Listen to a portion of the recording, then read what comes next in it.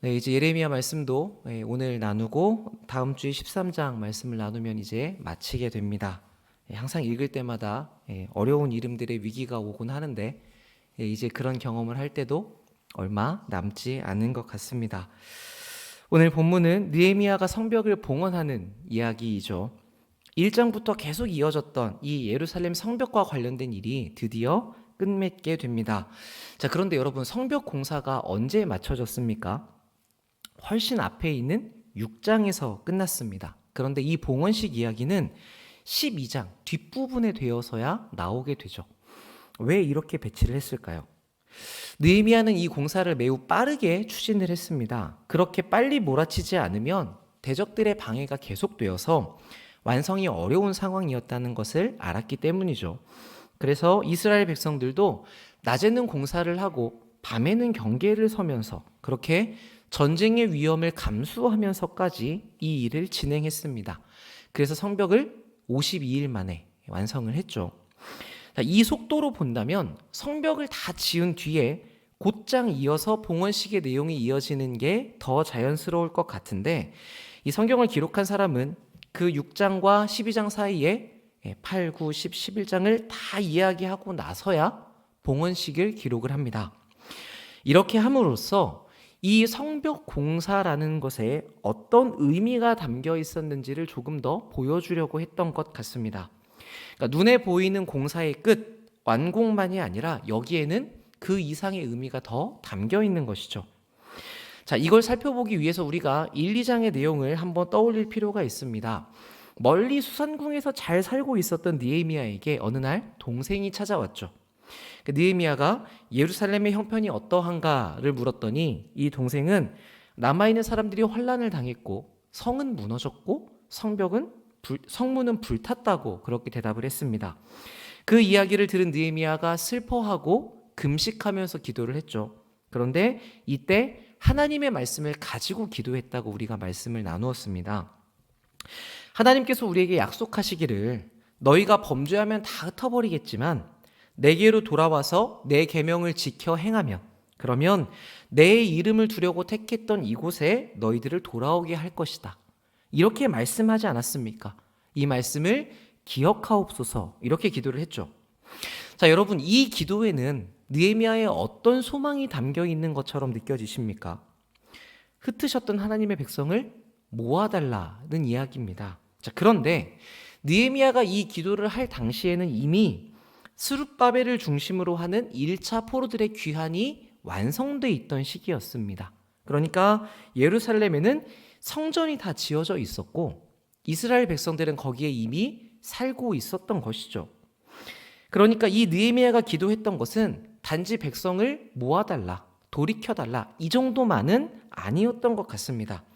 이 기도의 핵심은 무엇이냐면 이스라엘이 다시 하나님의 계명을 지키는 민족, 하나님의 그런 통치를 회복한 나라가 되게 해달라. 여기에 있었던 것으로 보입니다. 그러니까 이걸 목표로 했던 느헤미야는 성벽 공사를 시작할 때부터 이야기를 하죠.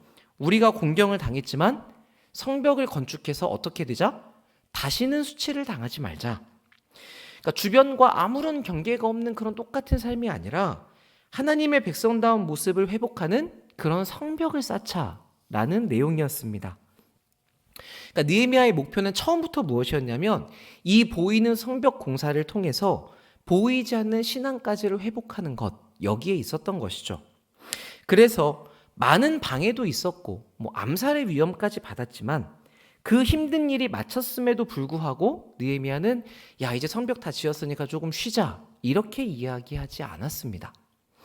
진짜 목적을 향해서 곧장 내부 공사, 그러니까 백성들의 내면 삶을 살피는 일들을 진행해 왔었죠. 그러니까 이게 물리적으로 성벽 공사가 이루어진 뒤에 느헤미야가 백성들의 삶을 다스렸던 그 이어진 내용이었습니다. 그래서 우리가 어떤 내용을 보았습니까? 성벽 공사가 끝난 뒤에 백성들이 하나님의 말씀을 사모했고 그 말씀을 들려달라고 요청했고 하나님으로 인해 기뻐했고 회개했던 모습을 보았죠. 그렇게 한 사람 한 사람이 서명하고 도장을 찍으면서 하나님과 개인적으로 언약을 세웠고 그리고 하나님의 공동체를 위해 헌신할 사람들도 뽑았습니다.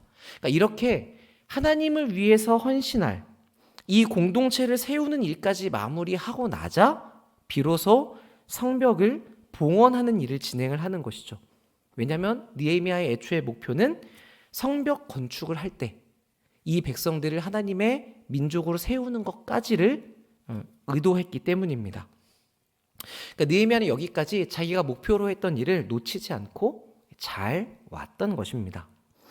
우리 간혹 각 부서별로 이제 성탄 발표를 하거나 또는 뭐 부활주일 칸타타 이런 행사를 하게 되면 그 행사를 열심히 준비하고 그것만 잘 맞춰도 우리 마음에 참 뿌듯함이 있지 않습니까? 비슷하게 만약에 교회에 어떤 건물을 세우는 일을 한다거나 뭐 리모델링을 하는 공사에 우리가 직접 동참을 했다면 이 교회를 세우는 일에 내가 이만큼 함께했다는 더 큰 자부심이 있겠죠. 자, 그렇다면 이런 성벽을 세우는 거대한 공사를 52일 동안 마쳤던 이들의 마음은 어떠했겠습니까? 매우 큰 완성의 기쁨을 가지고 있었겠죠. 그러니까 느헤미야가 이 일을 진행을 하면서 중간중간에 놓치기 쉬운 자신의 목표를 놓칠 법한 기회들이 많이 있었을 수 있다는 얘기입니다. 왜냐하면 우리는 완성의 기쁨이 큰 일일수록 중간중간에 그것을 처음 시작했던 목표를 놓치기 쉽기 때문이죠. 그러니까 일을 잘 완성해내야겠다. 이 일을 성공적으로 끝내야겠다라는 것에 자꾸 우리의 관심이 쏠리기 때문에 이 일을 어떤 가치 때문에 하고자 했는가 이거를 타협하고 놓치는 경우가 생긴단 말씀입니다.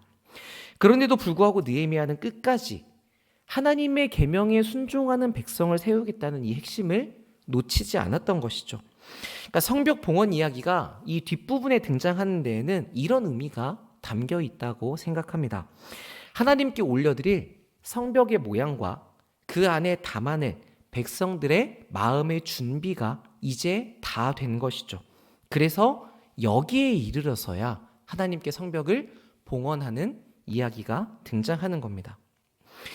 이 봉헌 장면은 이 에스라와 느헤미야서에서 가장 절정에 해당하는 부분입니다. 하나님께서 사람들과 함께 쭉 일을 해오시자 폐허였던 예루살렘의 모양과 내용이 하나씩 하나씩 차근차근 세워졌습니다. 포로가 돌아오고 성전이 세워지고 성전을 섬기는 사람들과 이스라엘 백성들이 회복이 됩니다. 그리고 이 사람들이 힘써 건축한 성벽, 그 예루살렘 성이 이제 하나님께 드려지게 됐죠. 여기서 우리는 하나님께서 이 느헤미야의 기도에 성실하게 응답하셨다는 것을 확인할 수 있습니다. 자, 그래서인지 이 오늘 우리가 읽었던 봉헌의 장면은 기도의 응답에 신나하면서 감사하는 우리들의 모습과 비슷합니다. 여러분들 어떤 큰 일에 대한 기도 제목이 있었는데 그걸 가지고 하나님께 기도하며 열심히 노력한 결과 그 일이 이루어졌을 때 우리가 얼마나 그 일에 기뻐하고 감사하고 나누면서 하나님을 높여드립니까? 그러니까 그것과 같이 이 사람들도 하나님을 찬양하기 위해서 사방에서 몰려들었다고 이야기를 합니다. 그리고 누구도 이야기하지 않았는데 제사장과 레위인들은 스스로를 정결하게 준비했고 백성과 성문과 성벽도 정결하게 미리 준비를 다 해두었습니다. 그러니까 이런 행동들에서 이 백성들의 마음이 어떠했는지 얼마나 하나님께 열심을 쏟고 있는지를 우리가 볼 수 있죠. 자, 그리고 무리를 다 모이게 한 다음에 이제 둘로 나누어서 하나님을 찬양하면서 그 성 전체의 아랫부분에서 행진을 시작합니다. 그런데 에스라는 오른쪽으로, 그러니까 여러분 보실 때 성의 이쪽 방면으로, 그리고 느헤미야는 왼편으로 그 무리의 지도자들과 함께 성벽 위를 계속해서 행진을 하죠. 그래서 결국 다 돌아서 북쪽에서 만납니다. 왜냐하면 북쪽에 하나님의 성전이 있었기 때문이죠. 그래서 이 행진을 다 마친 다음에 마지막에 거기서 하나님께 예배하는 것으로 이 봉헌식이 그려지고 있습니다. 이 성벽 위를 이 사람들이 나누어서 걷고 그리고 함께 만났던 이 장면은 견고한 연합, 하나님의 백성들의 하나됨을 상징합니다. 우리가 그 성벽 공사할 때에도 잠깐 나누었었는데 이 연합이라는 것은 사실 그리스도인들에게 매우 중요한 가치입니다. 그러니까 우리가 기독교의 중요한 가치가 무엇이냐고 이야기하면 뭐 믿음, 소망, 사랑도 나오고 헌신과 충성 이런 것도 나오지만 연합이 등장하는 경우는 별로 제가 보지 못한 것 같아요. 왜냐하면 실제로 우리가 연합하는 상황을 보기가 좀 어렵기 때문에 그렇습니다. 교회 생활을 하면서 나뉘기도 하고 싸우기도 하고 갈등이 일어나는 것을 보죠. 그러니까 우리 안에 연합이 잘 이루어지는 일을 보기가 어렵기 때문에 이게 우리에게 있어서 얼마나 중요한 가치인지를 우리가 경험하기가 어려운 것이죠. 그런데 사실 이 연합은 기독교의 정말 중요한 핵심 가치 중에 하나입니다. 왜냐하면 우리가 얻은 이 영생, 우리가 받은 이 신앙이라는 것의 핵심이 어디에 있냐면 예수 그리스도와 우리의 연합에 있기 때문입니다. 그리고 그리스도와 연합한 사람들은 반드시 누구와 또 연합하게 됩니까? 그리스도를 머리로 하는 한 몸. 그러니까 내 옆에 있는 성도들과 다 연합한 사람들이 되죠. 그래서 여러분 생각해 보시면 우리끼리는 막 그렇게 치고받고 싸우는 일들이 있지만 밖에서 사람들이 보았을 때 우리를 되게 인정할 만한 그리스도인으로 여기는 그런 통로가 무엇이냐면 내가 그리스도와 잘 연합되어 있는가. 그러니까 저 사람은 정말 예수님을 믿는 사람 같아 보여. 이게 첫 번째이고요. 두 번째는 뭐냐면 예수님을 믿는 사람들이 모여있는 공동체의 모습입니다. 그래서 교회가 싸움이 일어나거나 다툼이 있을 때 외부 사람들이 우리를 보고 매우 뭐라고 하죠. 근데 왜 그러냐면 우리가 그러면 안 된다는 것을 그 사람들이 알고 있기 때문입니다. 세상의 수많은 공동체는 다 이기적이고 자기중심적이고 그래서 다투고 싸우는 일이 팽배합니다. 그래서 어떤 동호회에서 무슨 문제가 세워서 싸웠대, 나눠졌대. 그럼 우리는 그럴 수 있지라고 생각하거든요. 그런데 교회에서 무슨 일이 생겨서 나뉘었대 라고 생각하면 그렇게 동호회처럼 생각하지 않습니다. 그러니까 기본적으로 우리는 이 교회가 하나됨의 공동체라는 것을 정하고 있다는 것이죠. 그래서 그리스도인에게 있어서 연합이라는 주제는 매우 매우 중요합니다. 그리고 이 연합이 우리의 거룩함과 또 그 거룩함과 연결된 사랑과도 다 연결되는 개념인데 제가 그렇게 이야기하면 설교가 1시간이 넘어갈 것 같아서 그 부분은 다 빼고 일단 오늘은 연합이 중요한 주제다. 이것만 여러분이 기억하시고 준비한 원고대로 넘어가도록 하겠습니다. 그래서 이 행진은 하나님과 백성들의 연합을 하나됨을 상징하는데 거기에 이어서 본문에서 또 뭐라고 이야기하냐면 부녀와 아이들도 즐거워했다고 이야기하거든요. 그러니까 온 백성이 즐거워했다라고 하면 되는데 굳이 부녀와 아이들이 즐거워했다고 왜 기록하냐면 이 사람들은 소외된 자들, 항상 그 공동체 약자들을 대표하는 사람들입니다. 그런데 그 약자들까지도 같이 기뻐했다는 말이니까 성의 모든 부분, 구석구석까지 이 기쁨에 미치지 않은 곳이 없었다는 것을 이야기하고 있는 것이죠. 근데 무엇보다 본문이 이 사람들이 그렇게 기뻐한 이유를 뭐라고 이야기하고 있냐면 하나님께서 그들을 크게 즐거워하게 하셨기 때문이다 라고 이야기하거든요. 그러니까 이 말에는 지금 이 백성들이 드린 봉헌식을 하나님께서 기쁘게 받으셨다는 의미가 담겨 있습니다. 그것을 기쁘게 받으시고 그것으로 인해 백성들에게 기쁨을 주셨다고 그렇게 설명하고 있는 것이죠. 자, 그런데 여러분이 이 내용을 보실 때에 이상하다라는 생각이 드시는 부분이 있어야 됩니다. 그게 무엇이냐면 이 봉헌식이라는 표현입니다. 구약 성경에서 봉헌식, 낙성식 이런 말은 하나님께 바친다는 뜻으로 사용되거든요. 그래서 민수기에서는 하나님께 제단을 봉헌할 때, 또 솔로몬 왕이 성전을 봉헌할 때 쓰인 단어입니다. 포로에서 돌아온 1차 귀환 사람들이 성전을 다시 지어서 이 성전을 봉헌할 때에도 이 같은 단어가 쓰였거든요. 그런데 성벽에 대해서는 봉헌이라는 표현이 쓰인 적이 없습니다. 그러니까 이 부분은 이 구약의 단어 사용의 용례를 따르면 어색한 부분입니다. 맞지 않는 부분이에요. 그런데 느헤미야를 기록한 사람은 일부러 이 단어를 사용합니다. 그리고는 하나님께서 이 봉헌을 받으셨다고, 그래서 우리에게 기쁨을 주셨다고 이렇게 선언하고 있죠.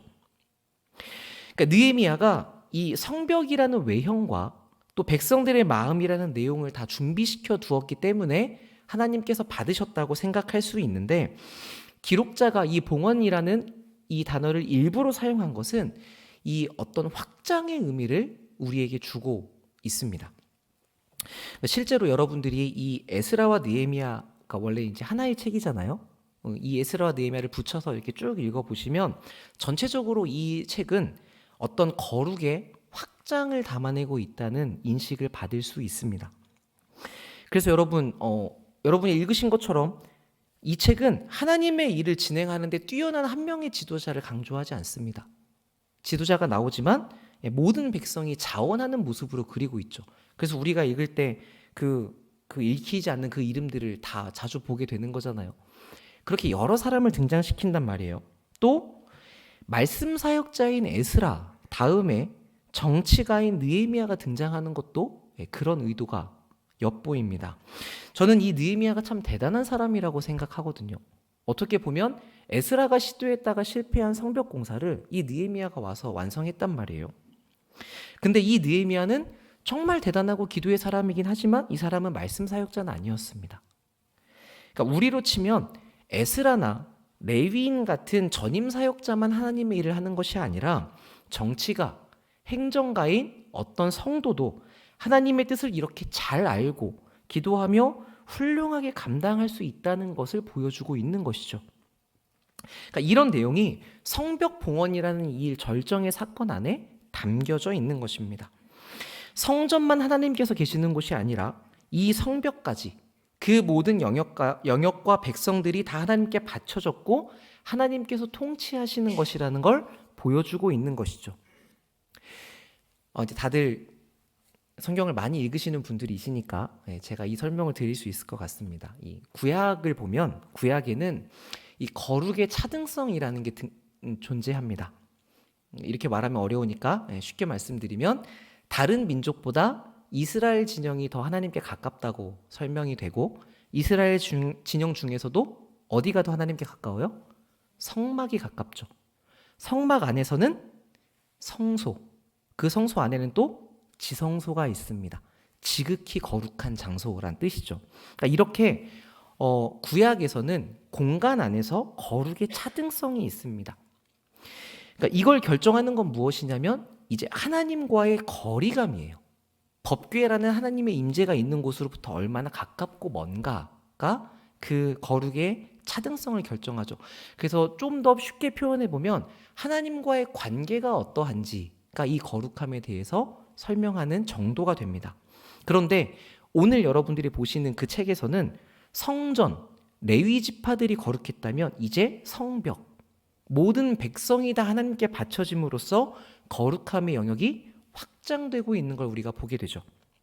그러니까 이게 참 구약 성경에 있을 때에는 놀라운 장면입니다. 그런데 하나님께서 이 영역을 신약으로 넘어가면서는 더 넓히신단 말입니다. 예수님의 십자가를 통해서 지성소의 휘장이 찢어져 버렸죠. 그러면서 경계가 사라졌습니다. 죄의 문제라는 것이 해결되어 버렸고 이제는 성령님께서 우리들 안으로 내주해 계시면서 우리 자체가 하나님이 거하시는 성전이 되었다고 이야기를 하죠. 그래서 바울을 통해서 뭐라고 얘기하냐면 이제는 하나님께서 만물, 모든 것 위에 계시고 모든 것을 통하여 계시고 모든 것 안에 계신다고까지 하시니까 하나님의 통치가 이제 어디에나 임한다는 완전한 확장이 신약에 와서는 선언이 된 겁니다. 그러니까 우리는 성경을 통해서 이 모든 내용을 다 받은 시대에 살고 있죠. 그만큼 저는 이 성경이 보여주는 어떤 신앙적인 확장이 여러분의 개인적인 삶과 그 신앙에서도 일어날 수 있으면 좋겠다고 생각합니다. 예전에는 우리가 이런 생각이 있었어요. 그 교회 밖보다 교회 안이 더 거룩하다. 그리고 아마 이제 강대상 올라와서 혼난 분들 많이 있으실 텐데 신발 신고 여기 올라오면 거기 올라가면 안 돼! 이렇게 많이 가르치셨죠. 예전에는 그런 이 공간에 대한 거룩성을 우리 시대에도 이야기하려고 하는 때가 있었습니다. 그래서 어떤 분 중에는 집에서 기도하는 것보다 교회에서 기도하는 것을 하나님이 더 잘 들어주신다. 이렇게 생각하시는 분도 있었거든요. 근데 정말 그렇습니까? 사실 그건 아무 관계가 없죠. 뭐 굳이 표현하자면 내가 기도하기에 어느 장소가 더 마음이 편하고 익숙한가 이렇게는 설명할 수 있을 것 같지만 교회에서 기도하는 것을 하나님께서 더 잘 들어주신다? 이렇게 이야기하기는 어렵습니다. 그러니까 우리가 이제는 여기가 더 거룩하다? 아, 그렇지 않다. 그런 공간에는 차이가 없다라는 걸 아는 데까지 온 것이죠. 사마리아 여인에게 예수님께서 하신 말씀이 그거잖아요. 여기서 예배해야 됩니까? 저기서 예배해야 됩니까? 공간을 물어볼 때에 아, 여기도 저기도 아니고 하나님께 영과 진리로 예배할 때가 온다. 공간의 문제가 더 이상 아니다라는 걸 가르쳐 주신 때가 오죠. 그러니까 우리가 이렇게 신앙이 더 자라가는 영역이 필요합니다.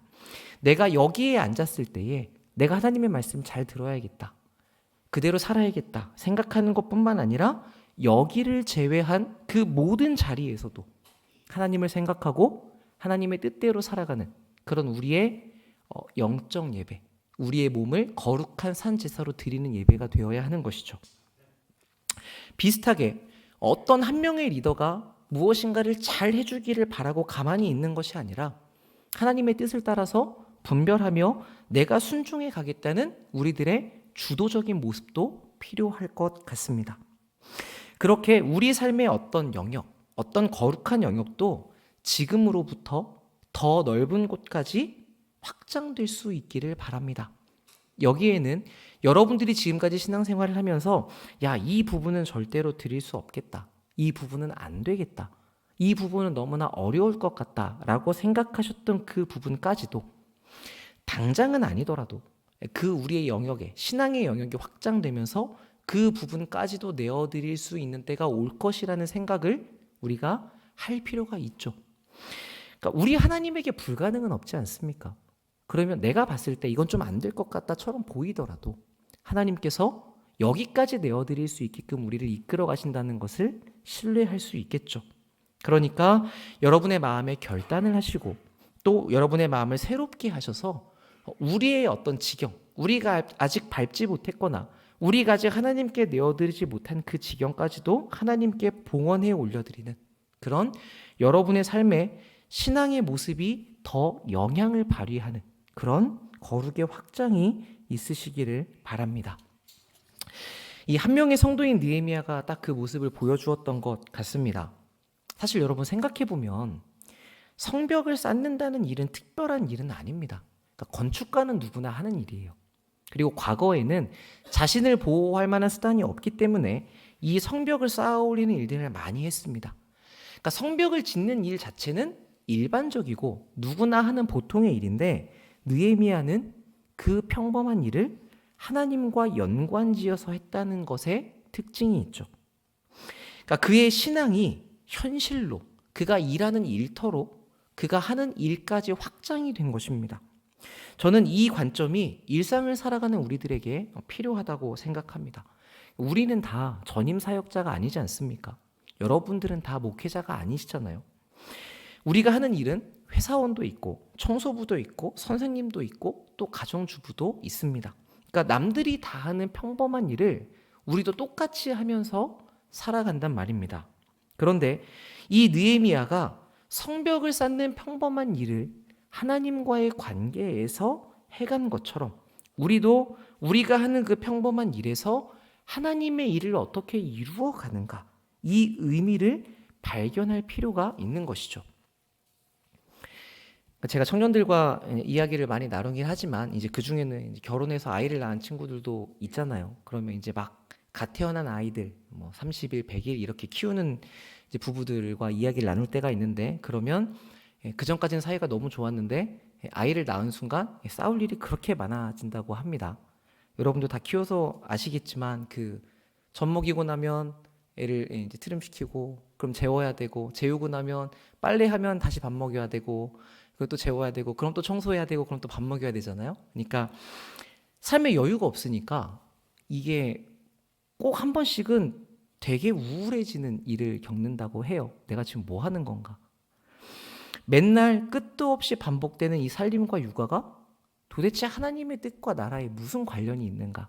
이런 생각을 하게 되는 것이죠. 그런데 그때마다 제가 이야기를 합니다. 그 일이 하나님 앞에서 어떤 의미가 있을지 묻고 구하고 뿐만 아니라 하나님의 시각에서 이 일을 바라보면 어떻게 좋아질 수 있을지를 생각해 보면 좋겠다.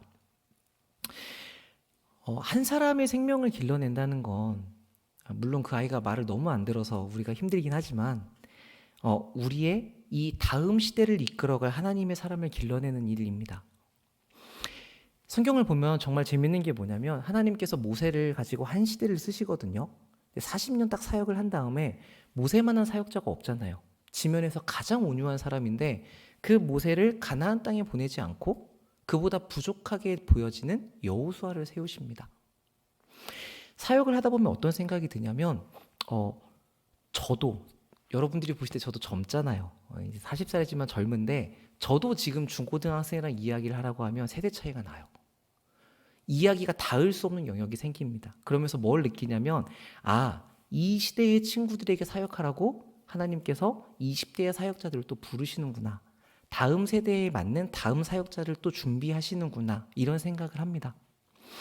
그러니까 마찬가지거든요. 여러분이 한 명을 길러내는 그 한 사람이 이 다음 시대에 하나님께 어떻게 쓰임받을지 알 수 없는 사람이죠.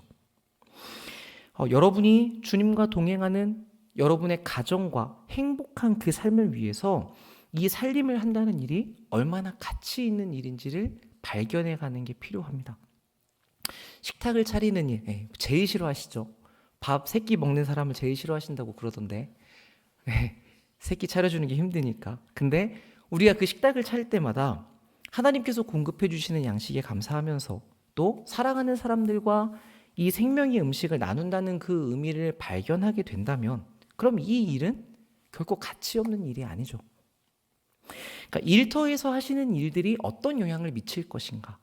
그리고 여러분이 거기서 만나는 많은 사람들에게 끼치는 여러분의 하나님을 닮은 성품들, 이 모든 것이 어떤 영향과 어떤 의미가 있는가.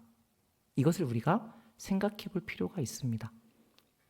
여러분은 그렇게 생각하시지 않아도 하나님은 여러분을 그렇게 사용하고 계시거든요. 그래서 무슨 일이라도 우리가 하나님 앞에서 그 일을 한다면 이 일은 거룩한 일이 됩니다. 반대로 아무리 하나님의 일처럼 보이는 일이라고 해도, 그러니까 예를 들어 목회나 심지어 이 설교를 하고 있는 일이라고 하더라도 이것을 하나님 앞에서 하고 있지 않다면 이것만큼 무가치하고 방탕한 일은 없는 것이죠. 그러니까 많은 사람들이 무의미하게 하고 있는 일이라고 하더라도 내가 그 일을 같이 하고 있다고 해도 하나님 앞에서 이 일에 대한 하나님의 내용을 여러분이 담으실 수 있으면 좋겠습니다.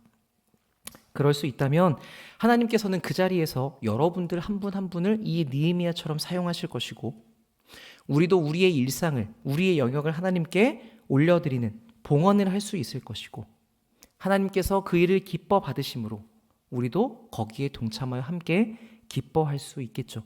오늘 백성의 보여준 모습들처럼 말입니다. 오늘 이 말씀이 여러분의 신앙에 있어서의 확장은 무엇인가? 하나님께서 나를 어떻게 더 이 한계를 넘어 넓히려고 하시는가? 여기에 대해 고민하시고 또 기도하시는 그런 시작이 되셨으면 좋겠습니다. 우리 함께 몇 가지 기도할 텐데